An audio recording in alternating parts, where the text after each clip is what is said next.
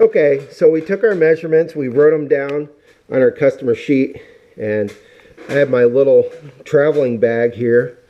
Had some gloves, ear turners, fleshing knife, a bunch of scalpel blades, and a scalpel.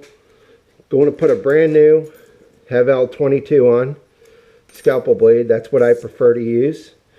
If you prefer to use a pocket knife or whatever sharp, whatever works for you is fine. So, okay. We took our measurements. That's square one there. And what we have to do now is make, I prefer dorsal cuts on these animals that have very nice fur on them. You can see there's quite a bit of blood here. This thing was shot with a broadhead. So, just a word of caution, it's a beautiful gray fox. Predators spoil very, very fast. So, okay, what we're going to do is take our scalpel blade here and right behind the head, right down the center, I'm going to push that blade in and start making my cut. So my cut is, what the goal is to just go through the skin, not into the meat so much, if you will, and just go straight down the spine of this animal. There's only going to be the dorsal incision, then we'll need small cuts, usually behind the legs. So, okay. Just going to go straight down, and you can position them any way you like at this point. I don't think he really minds. This is a nice male. Just going to make a nice clean cut.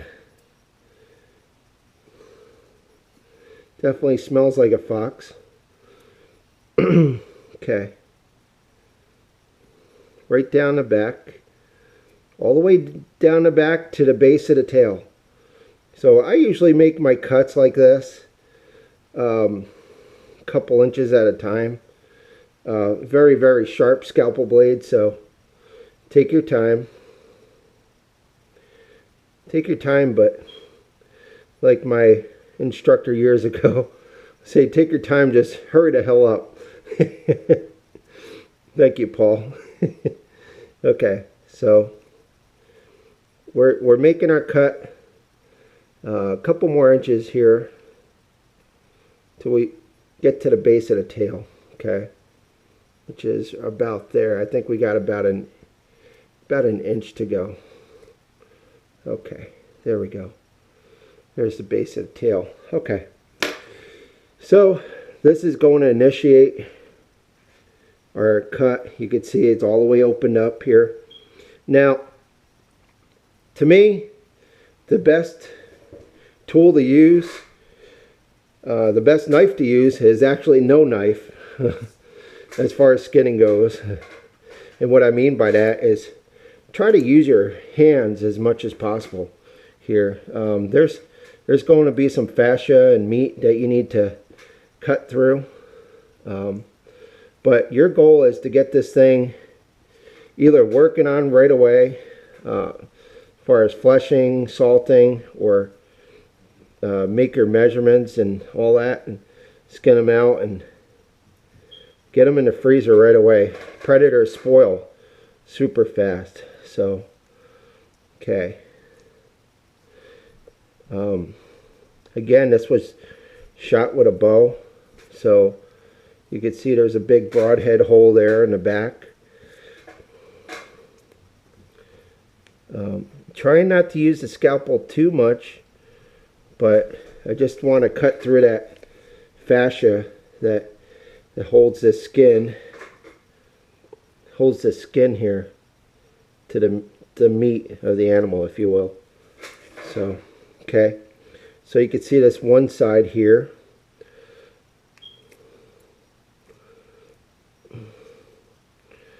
And he has several holes in him, but this is a really pretty gray. So, okay.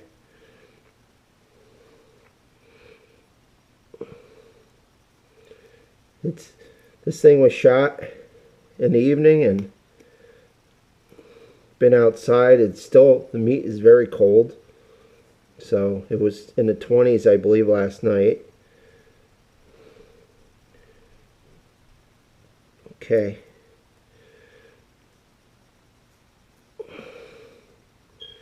I like to go all the way to the back, the base of the head here, like the neck area on my critters.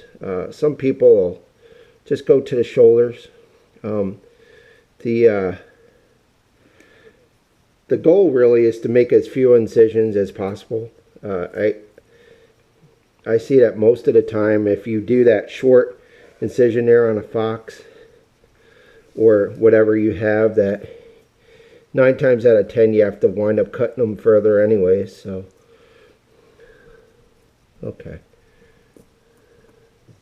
just making short little cuts here. Do your best not to cut the skin more than the broadhead has already, but of course if you can cut it, you can sew it. So okay, going around the rump area again here.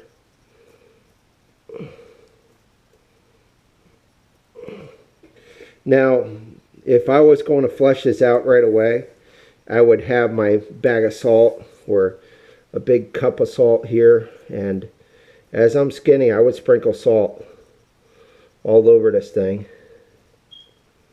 Okay.